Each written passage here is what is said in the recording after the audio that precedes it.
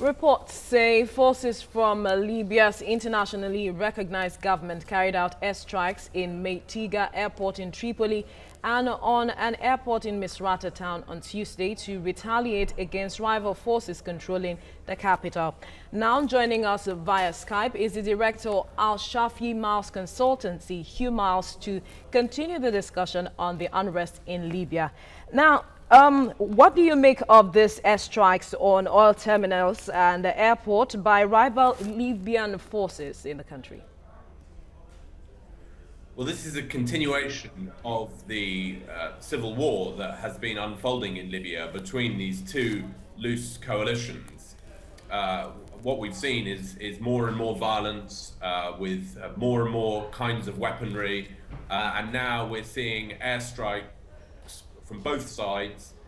So this is really a deepening of the crisis in Libya, and it makes it even harder to resolve the situation as the UN has been trying by bringing these two sides together in negotiations. Yeah, how will this affect the negotiation scheduled to start on Thursday? How do you think it will affect it?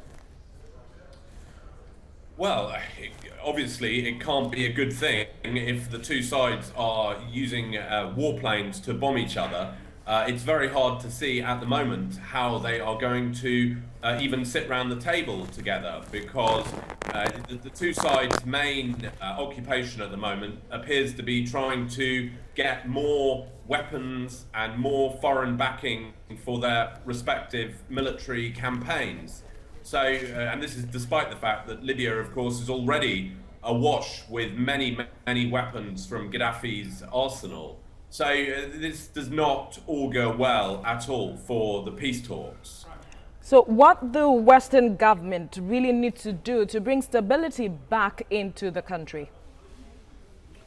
Well, they have to continue with the UN peace plan, which is being put forward, because the problem at the moment is Libya has two rival governments, which each have their own armed forces, and two governments equals no government. There is no effective government in Libya, and as a result, we've seen the rise of the Islamic State and other extremist groups, particularly in the eastern part of the country. And we are going to see more of that in the future, more extremist groups as the country continues to break down. But there is no better plan than diplomacy and negotiations, because there is no military solution to this conflict. It is not possible for one side to eradicate the other side. Both sides are extremely heavily armed, and both sides have a substantial degree of support. So the answer is they have to, at some point, they have to put their guns down and agree to share power, share the resources, share the oil and the airports and all the other assets in the country. But at the moment, both of them seem to think that they can achieve their goals by fighting. Well, this actually does risk pushing the country deeper and deeper and deeper into civil war. And that is not quite good for Libyans and the world over. What should be done? Well, I think that what needs to be done is that the outside world should try not to intervene, and certainly not intervene militarily.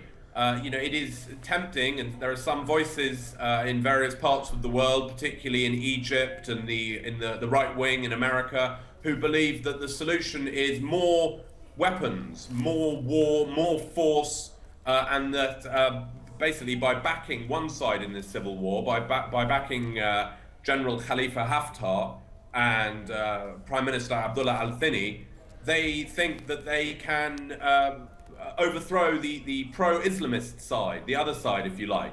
But the fact is they need to be brought together. I mean, really what we need is a kind of Nelson Mandela figure, or a grand reconciliation between these two sides. But at the moment, clearly, things are going in completely the opposite direction. Speaking about Khalifa Haftar, what do you make of his appointment, looking at the fact that he's been seen as a divisive figure in the pro-Libya, and so a lot of them see him as not good for the role he's been set or appointed to play in the country. How can he bring about stability now that he's appointed? Well, I mean, he's been appointed by one side. So Khalifa Haftar, this general, is a very controversial figure. He was Gaddafi's general, and then he fell out with Gaddafi. He went to the USA for many years, and he was reportedly close to the CIA, and he was planning to bring down Gaddafi. And then in 2011, after the revolution, he came back to Libya, and he became a leading figure in the revolution. But he remains a very divisive figure.